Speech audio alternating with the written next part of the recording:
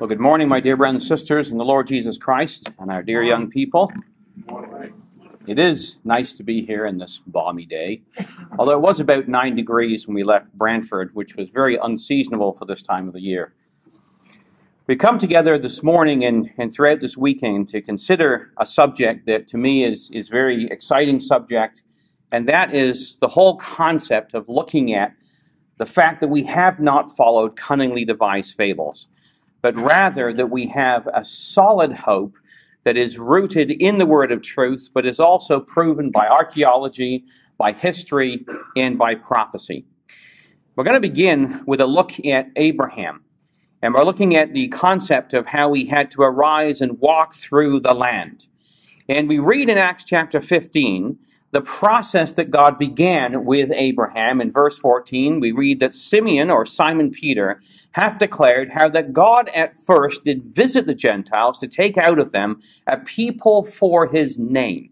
So that was his goal, was to take out of the Gentiles a people for his name. And that is what he has been doing ever since the time of Abraham. And so we have that in front of us this morning, and we're going to consider Abraham and how he came out. And if you just turn over to Genesis, we're going to spend most of our time in Genesis. In Genesis chapter 12, we have described for us there Abraham's journey. And we read in chapter 12, verse 1, Yahweh had said to Abraham, or Abram at the time, Get thee out of thy country, from thy kindred, from thy father's house, unto a land that I will show thee. And I will make of thee a great nation, and I will bless thee, and make thy name great, and thou shalt be a blessing. And I will bless them that bless thee, and curse him that curseth thee. And in thee shall all families of the earth be blessed. And we participate in the promise to Abraham through the power and the work of the Lord Jesus Christ. And looking at that last little phrase there, that in Abraham would all families of the earth be blessed. And so we're included in this. So when we look at Abraham, it's not just a Sunday school story. It's not just a figure from time gone by, but it involves our hope, and we're tied right in with this. And it's well worth studying the life of Abraham, where he went and the steps that he took, because we're actually asked to walk in his footsteps. We have in Romans chapter 4 and verse 11 this interesting phrase, that Abraham received the sign of circumcision, a seal of the faith which he had, yet being uncircumcised, that he might be the father of all them that believe. So that includes us. Though they be not circumcised, and we may not be Jews, that righteousness may be imputed to them also. And he's described as the father of the circumcision to them who are not of the circumcision, but who also walk in the steps of the faith of our father Abraham, which he had being yet uncircumcised. So we want to walk in the steps of the faith of our father Abraham. And we hope to do that this weekend, following him in his journeys. So we're going to begin with a look at him leaving Ur of the Chaldees.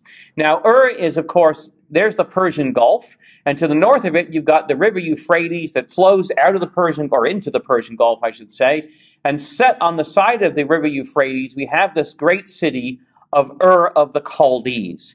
And Ur of the Chaldees, where Abraham left, is not some mythological, sort of Narnia place that doesn't really exist. It is a real place that they have, of course, dug up. And here is the great ziggurat from Ur of the Chaldees. And Peter tells us in 2 Peter chapter 1, we have not followed cunningly devised fables when we made known unto you the power and the coming of our Lord Jesus Christ, but were eyewitnesses of his majesty. And brothers and sisters, and especially young people, as Christadelphians, we don't follow fairy tales, stories that have been made up, cunningly devised, like the Lord of the Rings series or something like that, where it's really fascinating and there's all this detail and intricacy and all the characters woven together by the art of men's device. No. What we have is the truth. These things are real. The people are real, the places are real, and you can put your trust in the biblical record that it is real. So we're going to look at the evidence of some of the places Abraham traveled. This is the ziggurat of Ur of the Chaldees, and here's what it looked like back when they first found it. And the Genesis record tells us that this is Abraham where he departed from. In Genesis 11, verse 31, Terah took Abraham his son, and Lot the son of Haran, his son's son, or his grandson, and Sarai his daughter-in-law, his son Abraham's wife, and they went forth with them from Ur of the Chaldees into the land of Canaan. So they left this place called Ur of the Chaldees. And it was Sir Leonard Woolley who excavated this in 1927. It was found or identified in 1862 by this man here, Henry Rawlinson, but it wouldn't really be fully excavated for years. So it sat like this great big hunk of stone in the sand for many years. Now what's interesting is what Paul tells us in Hebrews 11 of Abraham and the patriarchs. He says, look, if they had been thinking of that land from which they had gone out, they would have had opportunity to return. So if they'd thought about where they'd been, they probably would have wanted to go back, is kind of the gist of this. And that's something we really want to take to heart, because that's true. When they dug up Ur of the Chaldees, this is the city, the first excavations, what they first looked like. When they began digging up the city and looking at these things, and this is the very first diggings, as they dig down through the layers of sand and mud and dust that have accumulated over 3,500 years, what they found was pretty fascinating. So this is Sir Leonard Woolley, and I always get a kick out of the, Mad Dogs and Englishmen, right? There he is in his little knickers and his little socks pulled up to his knees. That's a sign, by the way, if you want to ever know who an Englishman is on a beach, they'll be wearing sandals with socks pulled up to their knees, probably a white shirt and a tie. That's just the way they are. They're all crazy. But here they are excavating in 1927. And what they found is fascinating, because the scripture says, look, if they had been mindful of the country they'd left, they probably would have wanted to go back. If they'd sat there and thought about it, the previous life, where they'd come from. And that's true, because here are some of the things that they found. This is a headdress from the tomb of a woman named Queen Pubai. And it's amazing, because this is intricate gold work and beads and things like this. This was not sort of a poor little mud hut town. This was quite the place. And there is the headdress here as it was found in situ. There's the teeth and all, but this is as it's been taken off and displayed now. This was the ram, as they call it, caught in a thicket. There's the original lying in the mud, and they dug it out, and the detail in this is pretty incredible. I mean, this was not a savage society. This was a very advanced society, and here are some of the royal stories. So if you're into graphic novels, well, that's how they told their history back then. It was all by graphic novel. And here's one of the graphic novels, the story of the prosperity of Ur of the Chaldees. They had these ornate, this is a lyre. There's Dr. Woolley again with his shorts and his knee socks. And there's the lyre. And on the face of the lyre, there's this great bronze bull with lapis lazuli, which is a very rare gem form there in the eyes. And this was an incredible place. And this is what they dug up. These are some of the cosmetics. Little containers for cosmetics that they had at the time. There's the jewelry of the day. Earrings and necklaces and little amulets and all kinds of different things that they would wear, all made out of solid gold. So it's a pretty incredible place that Abraham left. But Abraham was to leave here, as we read in Genesis 11. They went forth together from Ur of the Chaldees to go into the land of Canaan. But when they came to Haran, they settled there. So they're on a journey. They'd been told to go to Canaan, but they had stopped along the way in Haran. And just to think for a moment, though, is that if they'd been mindful of where they'd come from, they might have gone back there. And that's something important for us to take in mind, brothers and sisters and young people. Sometimes, especially if we come in from the outside the truth, you can look back and think, oh, the good life. Maybe we had things a little bit better, or seemingly a little bit better, and life was good, and we had money, and we had this, and we had that, and we had all kinds of stuff. That'd be like Abraham saying, hey, Ur of the Chaldees there's a pretty cushy life. We had like this palatial mansion we lived in, and we were very wealthy traders or whatever they were. And that's just a lesson for us, that we don't look back at the lives that we've had or could have had, or things we could have done, or even if we grew up in the truth, promotions we could have taken and things we could have done if it wasn't for the truth. because the road that we walk, although it's difficult, leads to a much greater reward than anything that these people of old could have. So Terah dies in Haran. So this is Haran. Well, Ur of the Chaldees is here. We're on the river Euphrates. So this is just to give you a little bit of perspective. So here's the look of the land as it sits. This is the river Euphrates that runs here. All the way down, there's Ur in the very south. Persian Gulf's down here. And they walked up to Haran, which is up in this area into the north. So following the Euphrates River, it would have taken approximately 40 days to travel this distance. It's about 600 miles. And I know that you can walk theoretically 25 miles a day, but if you've got cattle and goods and a train of people, this isn't a forced military march where you're going to get 25 miles a day. It's probably going to be more like about 15 miles a day because you have to get there before it gets pitch black and set up your camp and cook your food and things like that. So it would have been about 15 miles a day. It would have taken them about 40 days to get from Ur of the Chaldees to Haran. Now, Haran itself is another city that is not mythological. It's mentioned in history, but it's also mentioned. This is Nabonidus' cylinder. So I don't know if you know what Nabonidus was. There was Nebuchadnezzar. Nabonidus is his son. And then Nabonidus' wife, by the way, is the woman in the story, the queen mother in Daniel, where Belshazzar, the king, basically, it's his mother, or actually it says the queen, but it's actually his mother. She was the wife of Nabonidus. So this is a cylinder from the time of Nabonidus, and it mentions and records the reconstructions of the temples of the moon god in Haran. And basically this was discovered at a temple in a place called Sippar. It's also mentioned in a place called Göbekli. Now, this is one of the most famous archaeological sites because it's the oldest archaeological site that they believe there is. I mean, they date it to like 9,000 BC or some crazy thing. We know it's not that old, but it's one of the oldest ones in record. And here as well, in Göbekli, they found this Haran tablet, and there it is down the bottom there, that mentions the name of the city of Abraham in Haran. So it was dug up there, and you can go to Haran today, and it is a mud hut city. This is today pretty much the way it would have been more or less at the time of Abraham. They are mud brick constructed buildings. They're built in a beehive way to ensure nice and cool in the summer so the heat would rise, but also it's made so that basically in the wintertime the insulation that you would have would keep it nice and warm as well.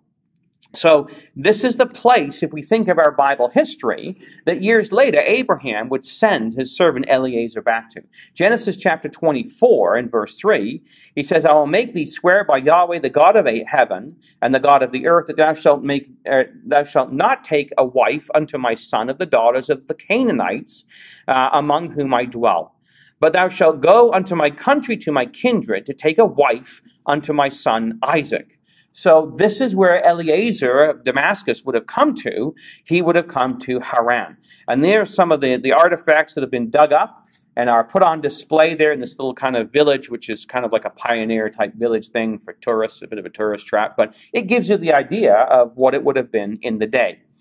Years later, don't forget that Jacob would have come to Laban's house here. And this is where he would have been as a shepherd for many, many years. And so we read in Genesis 29, Jacob went on his journey and came into the land of the people of the east.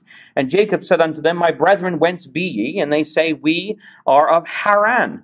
And he said unto them, Know ye Laban, the son of Nahor? And they said, We know him. And he said unto them, Is he well? And they said, Yes, he's well. And Rachel, his daughter, comes with the sheep. So Rachel and Leah would have come from this city. And again, this is not a fairy story. It's not one of these, the Arabian Nights and Ali Baba and the 40 Thieves. This is a real deal. This is the city, and they are currently excavating at Haran as well. They've been doing it since the 20s, but you can see here that same mud brick construction that we talked about for those who were here last night, how they made their cities back in the old days out of mud brick because it's prior to the Iron Age where they were not able to actually chisel the stone. And you can see the excavations that are going on there. So we move from Haran, and now we're going to come into the land of basically Canaan. So the journey is about 400 miles. It would take about 25 days. So coming from Haran, the first place he would have stopped would have been at Aleppo and then down to Damascus. So names that we are very familiar with today. He would have traveled across the plains to the northwestern area of Canaan. So there's Damascus. We're now heading south. And what's fascinating about the land of Jordan is the way that it is divided by rivers. There's the Yarmuk River and the Jabbok River. And the Jabbok River is a massive expanse. So it divides the land of Moab from the land of Ammon in the north. And those names are still with us today. Like we've got Amman is the capital of Jordan, which was Amman back in Bible times. So this is the Jabbok River. And you go down this very, very steep and a ravenous place, or ravine, is there, and Charlene and I have been there and seen it, and there's no just walking across it. It's a huge divider, natural divide, cross the Jordan, up into the mountains, basically, of the area of what is kind of Samaria today, and he would have come across to this place called Shechem, which is there, seated between Mount Gerizim and Mount Ebal, and so that's where he would have come. And, of course, we find here that Abraham, in Genesis 12, verse 6, he passed through the land unto the place of Sychem, as it's originally called, or Shechem, unto the plain of Morah, and the Canaanite was in the land. And Yahweh appeared unto Abraham, said, Unto thy seed have I given this land. And he builded an altar there unto Yahweh, who appeared to him. So he's in the plain, and the word there, if you want to take a note, is the idea of actually alone. E-L-O-W-N, and it means a tree. Okay, it's the tree of Morah, and Morah is the Hebrew word meaning teacher. So it's the tree of the teacher. That's where Abraham came, the oak or the tree of the teacher. And of course, this is the character of Abraham. He was a teacher. In fact, it's picked up and later on in Genesis, in chapter 18, when the angels come and they're going to destroy Sodom and Gomorrah, they say of Abraham that surely Abraham will become a great nation, and all the nations of the earth shall be blessed in him. And they say, I know him, that he will command his children and his household after him. They shall keep the way of Yahweh to do justice and judgment, that Yahweh may bring upon Abraham that which he hath spoken of him. So this is the character of Abraham. He was a teacher. First place he comes to in the land is the oak of the teacher, and he's known as a teacher of his children, that he will teach them the way of Yahweh so they will walk in it. So if we want to walk in the footsteps of Abraham, that has to be one of our prime directives as brethren and sisters, to be teachers of our families and of our ecclesial families so that our children will know how to walk in the way of Abraham and the way of Yahweh. Well, this is Shechem today. It sits in a very dangerous little spot in Nablus, basically. This is Nablus. Terrible place. If you remember the picture of Time magazine of the young Israeli soldiers that were murdered, it was in this place where the men hold up their hands with the blood. So this is Nablus, but in the middle of this is the ancient ruins of Shechem. And this, of course, is the city that's been unearthed today, right there, and you can see the stones of the city and the different constructions that were there, and it's been around, of course, since the time of Abraham. But it's there in Nablus, right center of the town, and you can see the old city wall here as well. That dates from a little later on. But this is the city, and there's the gates that date from the time of Solomon, the great big city gates. And it's there today, and you can go and visit it under armed guard and probably at night, but you can go visit it if you so desire. So this is the city of Tel Shalem, which is close to Shechem, because it wasn't just Abraham that came to this area, but it was also Jacob. And we read in Genesis chapter 33 that Jacob came to Shalem, a city of Shechem. So Shechem was kind of like the head city over a whole geographical region, and Jacob came into the area of Shechem, and he dwelt in a place called Salem, which is in the land of Canaan, when he came from Padad Aram and pitched his tent before the city. And he bought a parcel of a field where he had spread his tent, and of the hand of the children of Hamor, Shechem's father, for 100 pieces of money, and he erected there an altar and called it El Elohei Israel. So this is the area of Shechem, and this is where Abraham came, in this geographical region, so the whole area round about, which would have been under control. Up to the side here is where Jacob would come and he would dwell after he crossed the river Jordan in this little tell, which is called now Tel Shalem, which was the city where basically Jacob would be based out of. And it's amazing because they've found it today. And it's there, and when they did digging here, what they actually found was a bust of Hadrian, the emperor. You may have seen this bust. This is where it was found. Because in John chapter 3 and verse 23, this is the place where John was baptizing in Aenon near Salem, because there was much water there, and they came and were baptized. And so right past here, just over to the side, is the river Jordan, and that's where John the Baptist was. This is where he was baptizing in Salem, basically north in the territory of Shechem. So that is Shechem today, as it is. And of course, it's a story of great tragedy. It was a city center. There was lots of rural areas round about. And of course, like young people like to do, Dinah, the daughter of Leah, in Genesis chapter 34, she wanted to go hang out at the mall with her friends.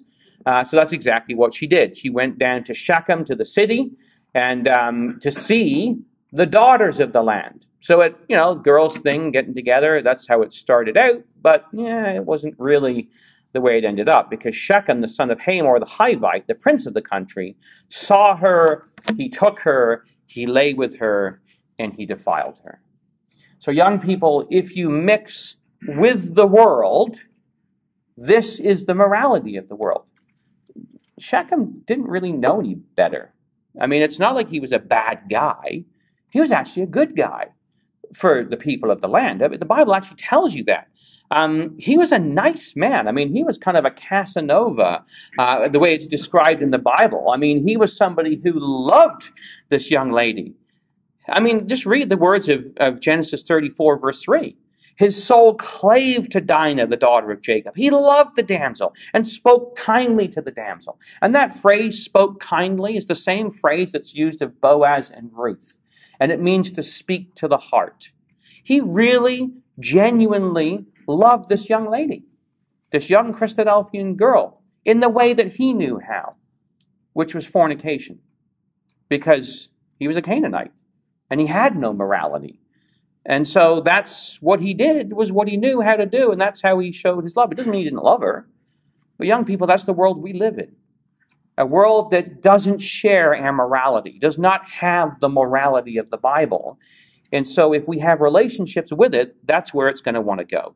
Genesis 34, verse 19, he was a good guy, though. The young man deferred not to do the thing because he had delight in Jacob's daughter, and he was more honorable than all the house of his father. He was more honorable. He was the most honorable in the whole land. But that's still what he did. But he was so in love with this young lady that he agreed to basically subject himself to circumcision. And not just him, but all the men of the city. And of course, we know the rest of the story, and how that basically when this happened, there was a great disaster. But there was motive, too, behind Shechem and Hamor. Genesis 34, verse 20, and don't think the world doesn't have its motives. Hamor and Shechem, his son, came to the gate of the city, and this, by the way, is the gate of the city, and the men of their city communed with them, and they said, look, these men are peaceable with us. Let us therefore let them dwell in the land and trade therein. For the land, behold, it's large enough for them. Let us take their daughters unto us for wives. Let us give them our daughters. Only herein will the men consent unto us for to dwell with us, to be of one people, if every male among us be circumcised, as they are circumcised. Shall not, and now this is the motive, their cattle and their substance and every beast of theirs be ours? Well, let us consent unto them, that they will dwell with us. So even in his honorableness, that's the world. Even when there's good guys out there, they have an agenda. And their agenda was to assimilate this people, to take them over, to take all their cattle and all their goods that they had. And this is that gate of Shechem where they met to cook this plot up. And it's there today, brothers and sisters. It's amazing. You can go there and you can see it. And so we have, of course, another event that took place is that in Joshua 24, verse 32, when Joseph died, the bones of Joseph, with the children of Israel brought up out of Egypt, they buried in Shechem, in a parcel of ground which Jacob bought of the sons of Hamor, the father of Shechem, for 100 pieces of silver, and it became the inheritance of the children of Joseph. So in this geographical region, I mean, of course, this is the tomb of Joseph, but who really knows? They got a church there, and they'll sell you something. I mean, they always do at a church, right? But it's in that geographical region that, of course, Joseph is buried. But it's also a place where the Lord Jesus Christ would visit later on. Oh, incidentally, it's Jeroboam, the son of Nebat, who made Israel to sin. He built up the area of Shechem and Mount Ephraim, and also Penuel.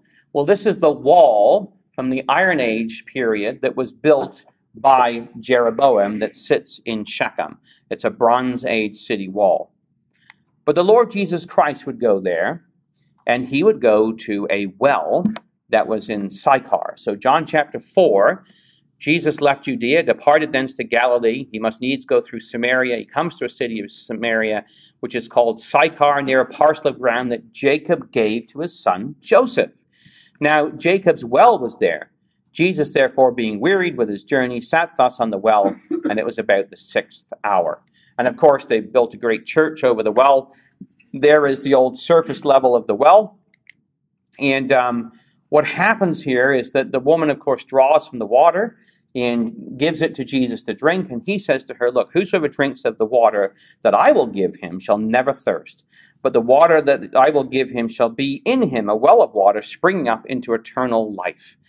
And so, brothers and sisters, places like Shechem have to make us think about what is important in our lives. Are we interested in mixing with the world and kind of just becoming part of it, being assimilated into it? Or are we interested in coming to the Lord and drawing of the water of life, which is going to be there in us, an eternal well, springing up to everlasting life? Well, from Shechem, Abraham moves on. He removes thence to the mountain that is east of Bethel and pitched his tent, having Bethel on his west and Ai on the east. Now, it's actually pronounced I. You'll hear that when you go to the land. They don't call it Ai, it's just I. And it's on the east, and there he built an altar to Yahweh. So he moves his tent to the next place, and he builds an altar there to Yahweh and calls upon the name of Yahweh.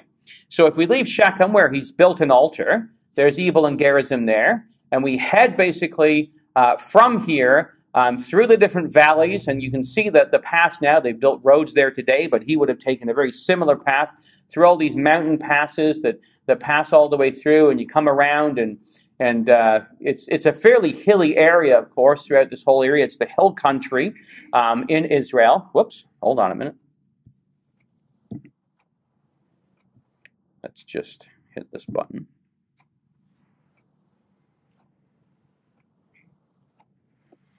Try that again. There we go. Okay, so he comes there and he builds an altar in Bethel, which is, or close to the area of Bethel, and pitches his tent between Bethel and Ai. Now, it's also a place that, of course, remember, Jacob comes to later on.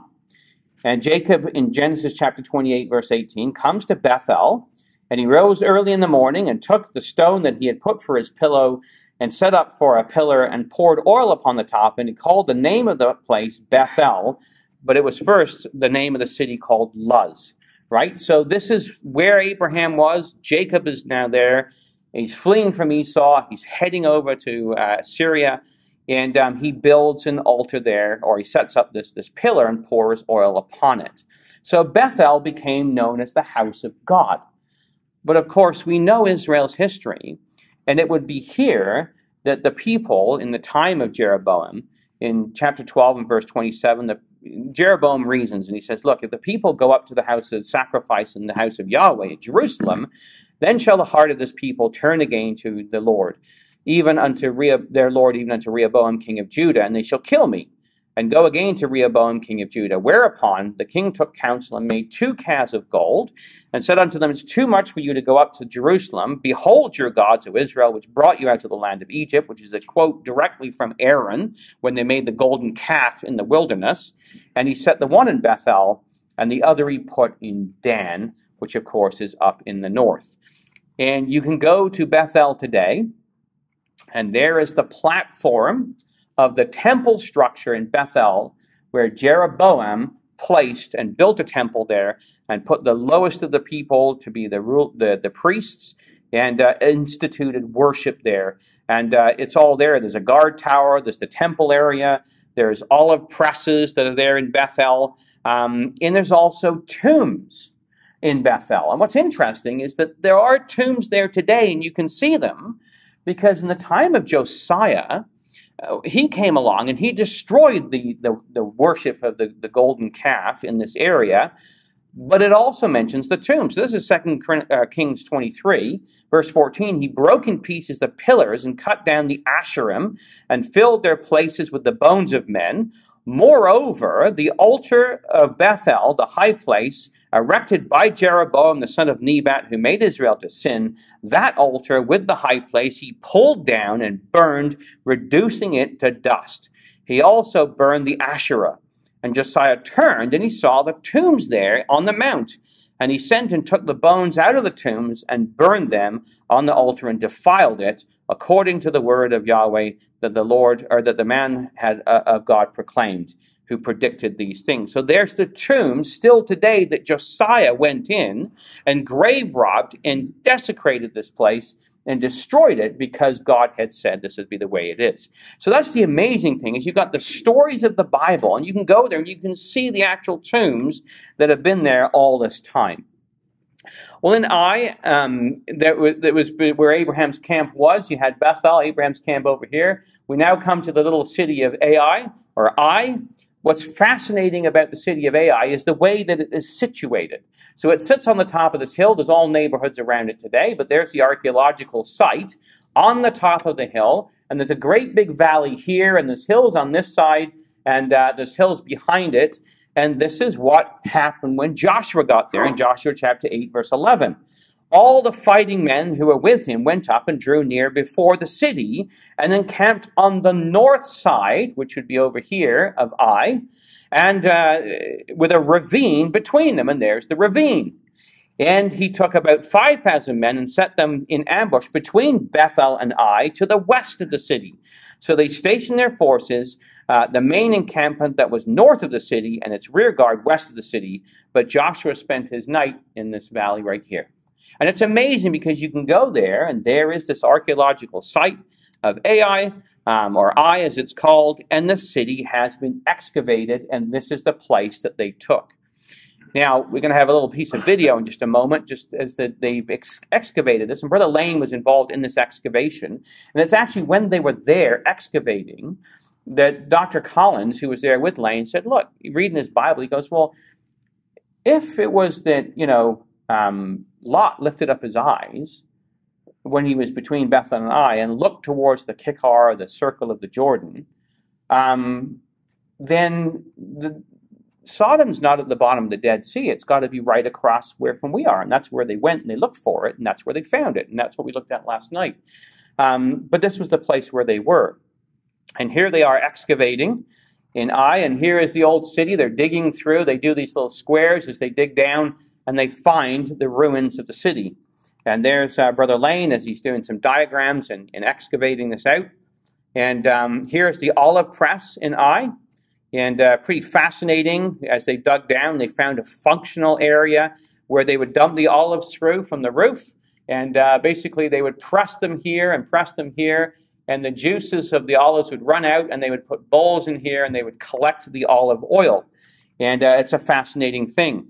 And there was also, I was on the internet and I was looking and I found this, again, one of these gate posts, actually next to a brother who we went to Israel with, and he'd been back to the land and excavating there. And so this is what we read about. The men of Ai killed about 36 of the Israelites and chased them before the gate, and there's a gate post, as far as Shebarim, and struck them at the descent. And the hearts of the people melted and became as water. So that was the first tragedy that happened in Ai, is that when they lost because of Achan, who had taken the Babylonian garment and the silver and the gold and things when they took the battle at Jericho. So when they went back, there were specific instructions that were given to Joshua. And this is the fascinating part, because this here is ash. There's an ash layer at Ai as they dig all the way down. You think, well, why is that so important? Well, because it says, as soon as you have taken the city, you shall set the city on fire. You shall do according to the word of Yahweh. See, I have commanded you. So this was one of the cities that they set on fire. Now, when they're excavating there, I'm just going to let the archaeologists tell you the story of what took place. So this is Dr. Scott Strickland excavating at the place which is called Khirbet el-Maktar, and this is what he has to say. Hi, I'm Dr. Scott Strickland. It's June 12, 2015. It's the final day of our excavation at Khirbet el-Maktar. I'm standing in a square where we've been exposing a large section of the Bronze Age wall. This area has been supervised by Dr. Bryant Wood. They've just come down on an amazing area. We have a heavy layer of ash just above bedrock, and embedded with this, we have pieces of late Bronze Age pottery, even embedded among the bedrock.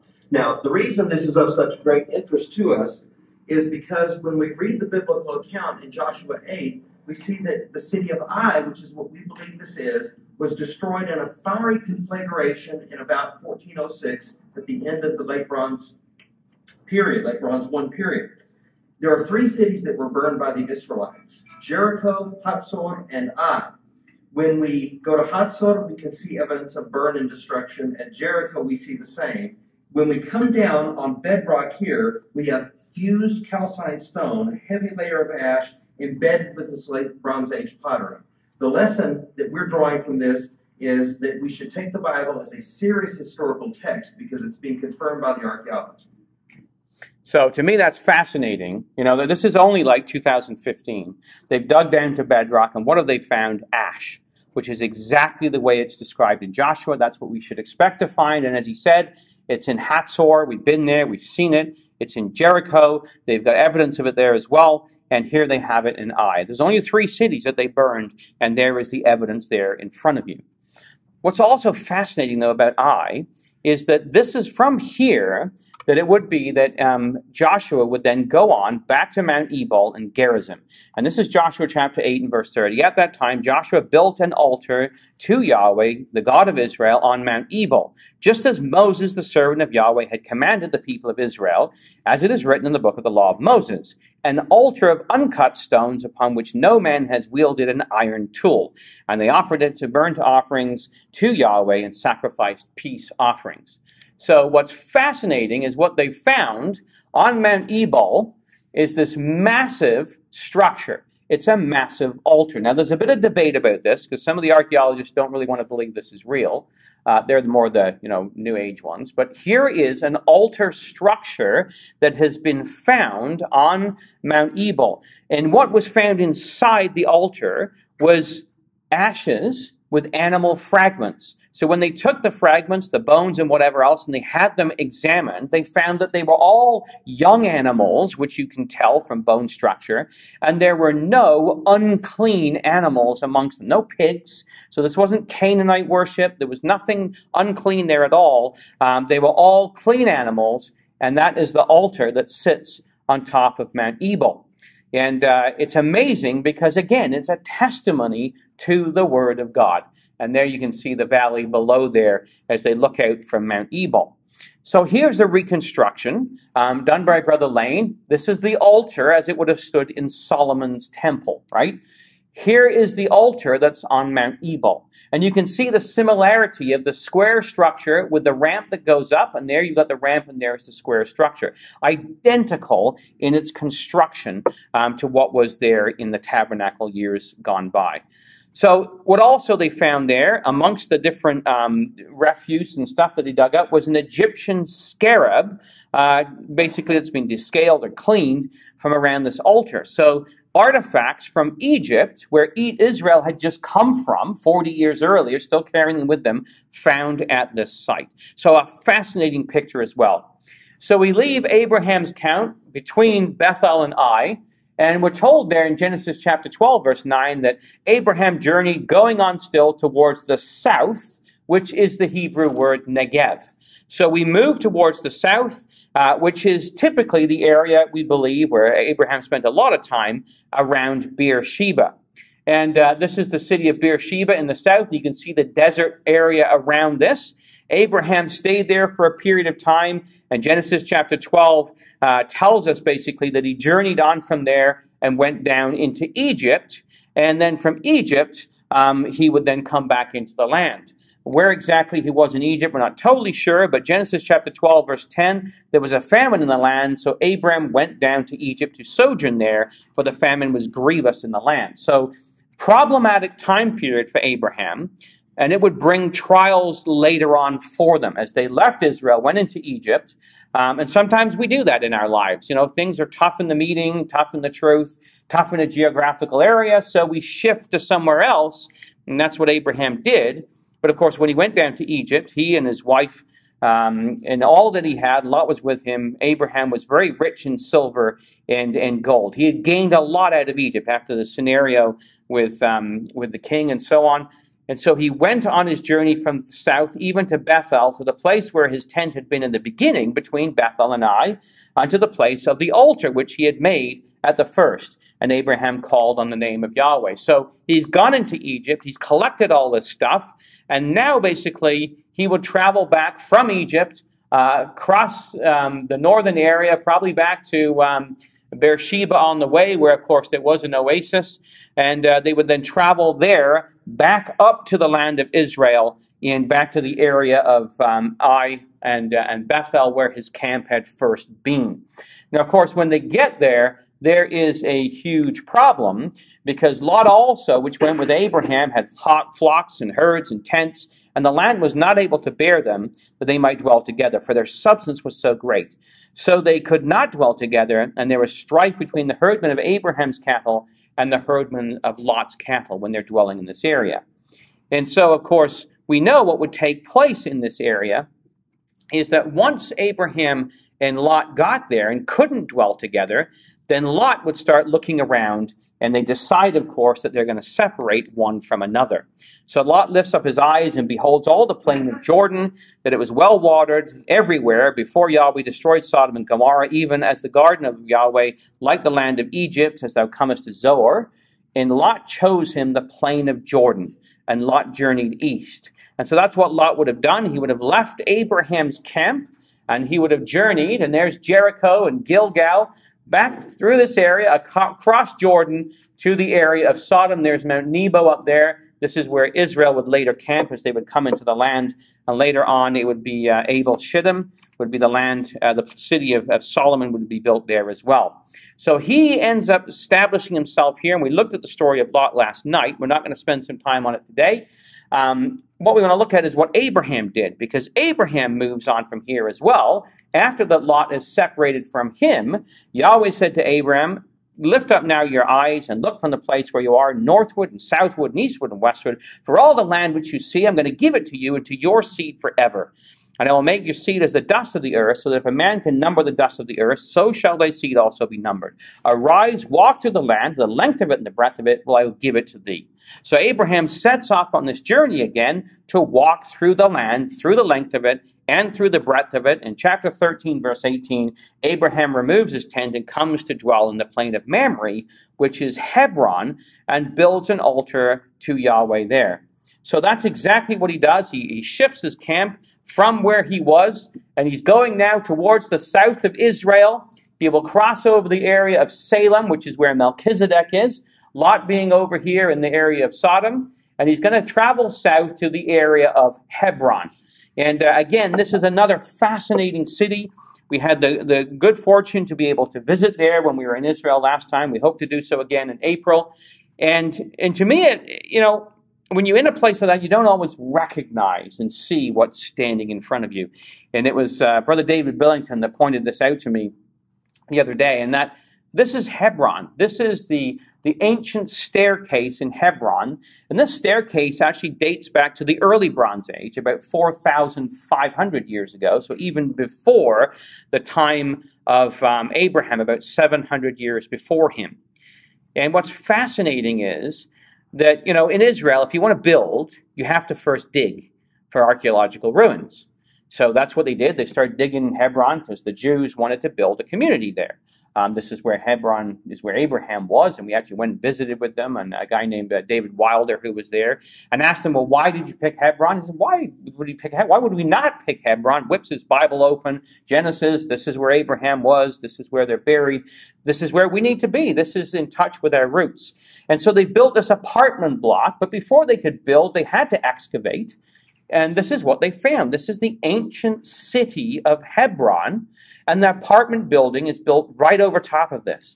And there's a Jewish community there, and they live in these kind of like tiny little homes all around it. You can see there's the kindergarten, the little playground. And it's just fascinating because there's the kids playing side by side with the wells and the structure that would have been there in the time of Abraham. And David pointed out to me, he said, look at this. He says, read Amos chapter 9, verse 11. In that day I will raise up the tabernacle of David that is fallen down, close up the breaches thereof. I will raise up his ruins, and I will build it as in the days of old. And I will bring again the captivity of my people of Israel, and they shall build the waste cities and inhabit them. And they shall plant the vineyards and drink the wine of them. They shall make gardens and eat the fruit of them. He says, look at it, Jonathan. Here's the city of Abraham, and over top of it is built the new city. I will raise up the ruins. Where was David first made king? In the city of Hebron. He lived there for 7 years. And these are the ruins that are being raised up literally right over top of the archaeological evidence of Abraham and of David in times gone by.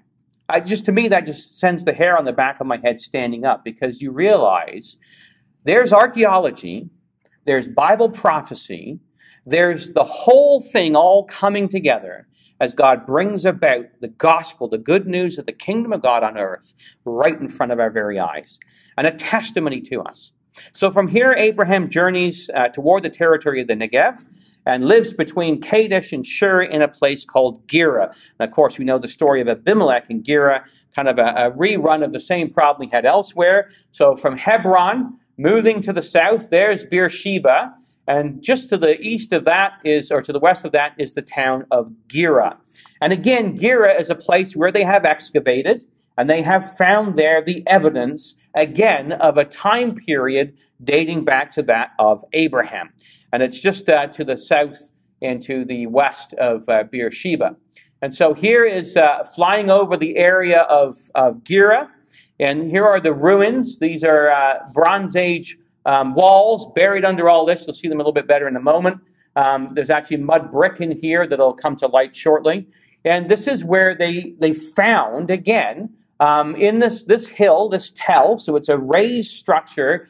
There are these ruins there, and you can see basically some of the excavations down in the south here, some of the building structures. You can see linings of rooms and stuff like that they've been digging. It's a little bit grown over in this area here. But this is the area of Gerar where Abraham went. And of course, this is where God shut up the womb of Abimelech's wife and his maidservants. But it's also likely the place where Isaac was actually born, was in this area of Gerar when you look at the timeline of Abraham. So there it is. There's the mud brick. You can see it a little bit better there, dating back to the time. Again, they keep covering over, and the rains come and it buries it in, and they have to dig it out. So that's where Abraham was. He moves back to Beersheba and plants a grove there, and calls upon the name of Yahweh, the everlasting God. And Abraham sojourns in the land of the Philistines, moving around from one place to another for many days. Here is Beersheba. That's the city where he would plant the grove.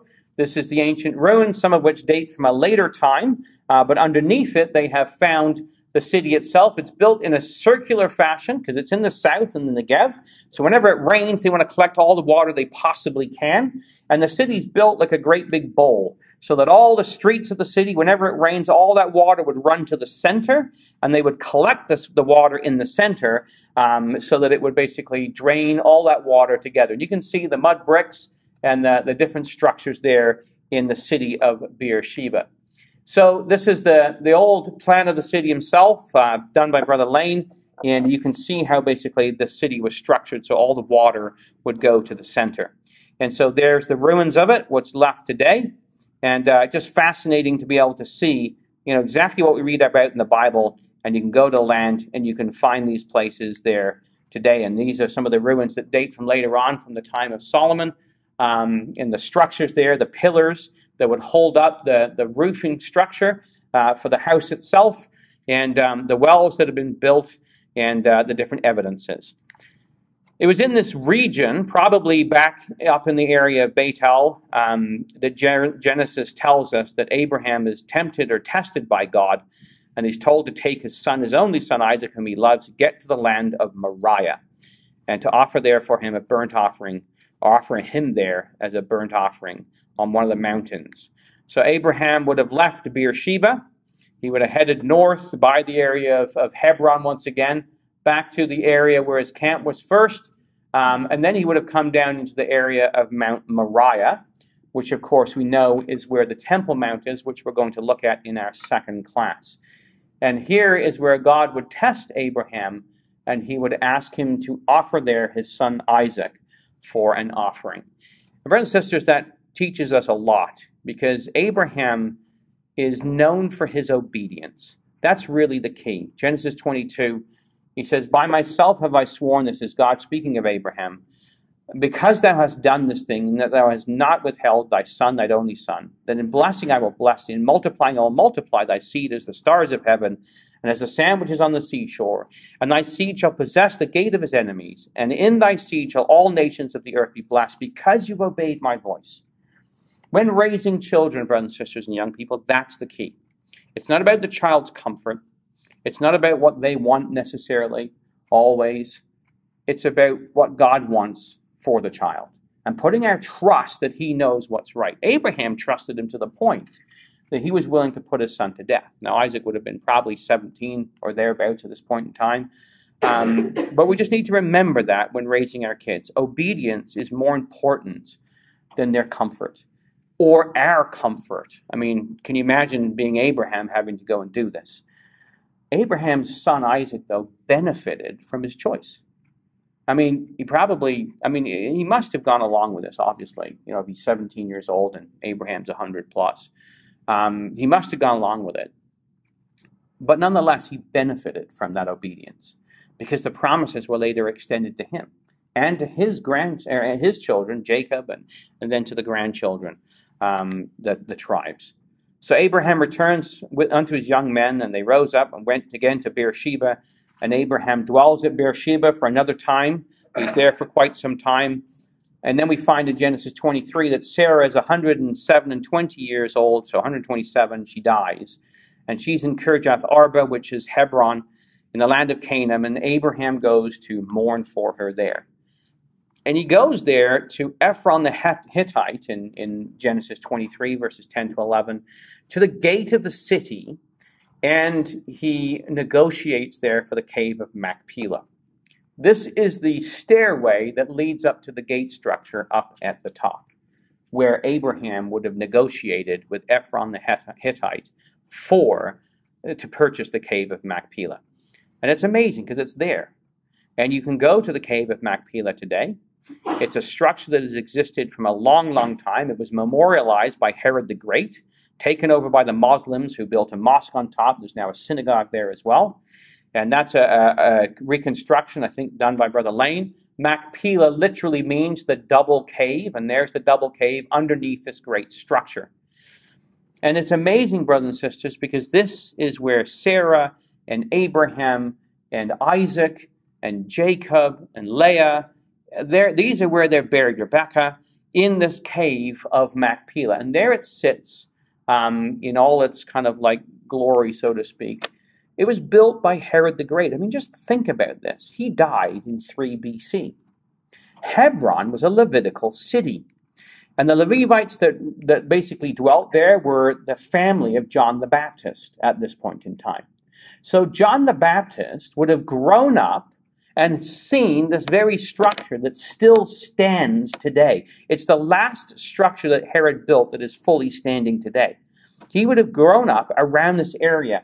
Mary would have come by this when she came to visit her sister Elizabeth in the hill country of Judea.